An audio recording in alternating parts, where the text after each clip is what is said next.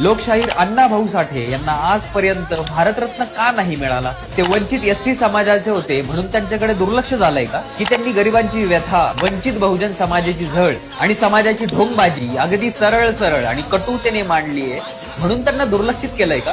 कारण काहीही असो, पण लक्षात ठेवा, तुमचं हे राजकारण नेहमी पुरस्कृत लोकांनाच भारतरत्न देतं, पण जे खरंच रत्न आहेत त्यांना मात्र विसरतं. कारण ज्यांनी 35 पेक्षा जास्त कादंबऱ्या आणि हजारोंपेक्षा जास्त कवितांमधून गरिबांच्या पोटाची भूक मांडली, ज्यांच्या लेखणीमुळे हजारो वंचित लोकांना आपला आवाज मिळाला आणि आजही ज्यांच्या साहित्याचा अभ्यास UK, USA, रशिया, जर्मन सारख्या कित्येक देशांमध्ये केला जातो, त्या लोकशाहीर अण्णाभाऊ साठे यांना आपलाच देश दुर्लक्षित करतोय आणि विसरत चाललाय. आणि हा अपमान आहे.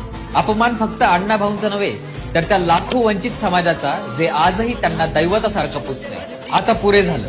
त्यांना भारतरत्न हा मिळायलाच हवा, कारण अण्णाभाऊंनी तो कमावलेला आहे. यावर तुमचं काय मत आहे हे खाली कॉमेंट बॉक्समध्ये कळवा.